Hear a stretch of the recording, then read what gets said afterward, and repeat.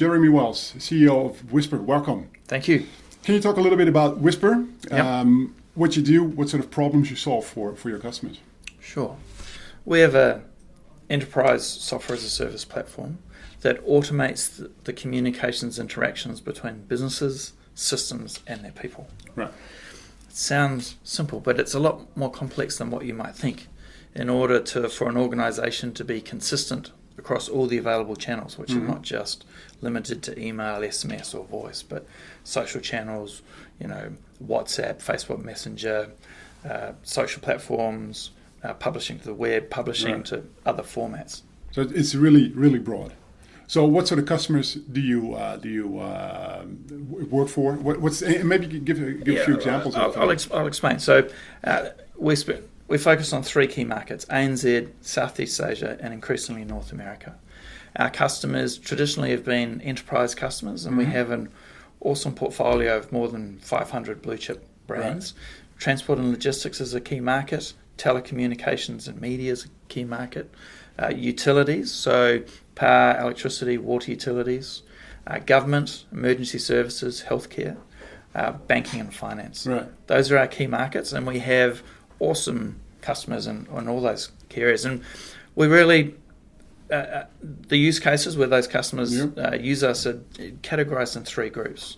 Customer engagement, so they're managing a consistent customer experience through the whole customer lifecycle across multiple channels. So that the idea being is that you want the context to transition with the customer conversation. Right. So that if they're engaging with you on email, you have the same view when they start using SMS or if they're using other forms of communication. Right.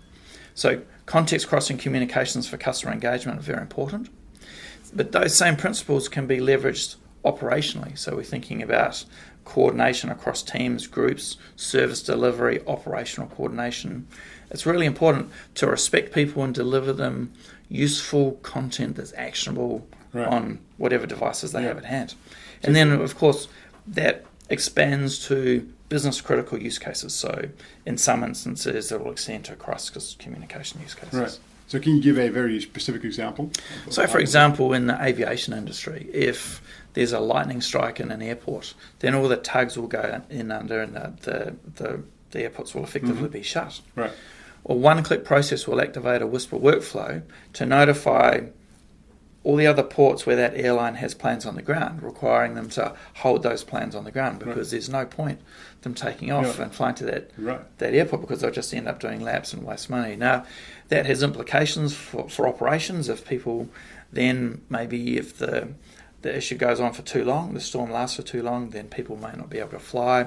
They need to replace crew quickly. Then people can modify workflow on the fly. Okay. I can see how that can save a lot of time, a lot of money, because a lot of these processes will be sort of archaic still, even to this day. We're really doing 5 things. We're giving tools for people to manage content through a drag and drop interface. So I want a map, I want a checklist, I want a document. I can drag and drop those and populate a template without being a technologist, which is really important. I don't have to cut any code to create beautiful comms. The second thing that we do is we help people manage the profile of their audience. Certifications, language preferences, location, their role, their profile, their training, their certification. Are they available or not available?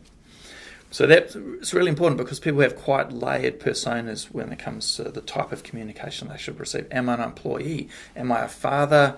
Am I an employer? What's the context? And what does that have implications for what type of communication I should receive? Right.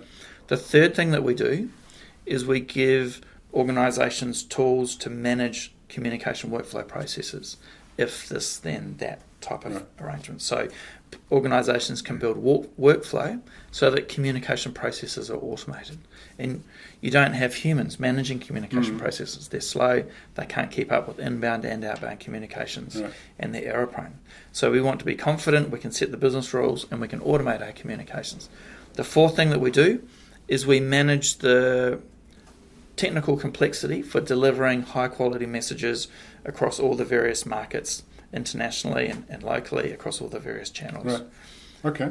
And then the fifth thing that we do is we provide a report and insights in real time so that people can make informed decisions about what action they should be taking.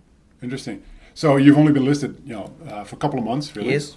So since that time, what's been your biggest challenge? Oh, look, a lot of effort went into preparing the company for listed life, in terms of making investments, in terms of the executive team, new board, and establishing the preconditions for success in public life. Since we've been listed, the world has become a little bit simpler in many respects, because we're pretty focused on executing against our prospectus forecasts, and we're meeting and exceeding those forecasts. I was going to say, your investors must be happy given the performance so far. Well, I would hope so. Yeah. All right.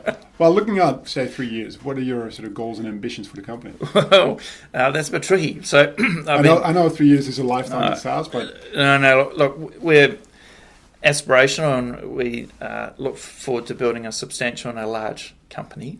But we've been very disciplined not to refer to numbers that are outside the prospectus forecast. Sure. I'm not talking about numbers. What sort of aspirational where you want to get to? So we want to build significant scale in North America and accelerate our growth in Asia, and we have a long way to go in terms of growth and our growth opportunities here in ANZ. Yeah. So we're just continuing to expand and accelerate our growth. That's our priorities.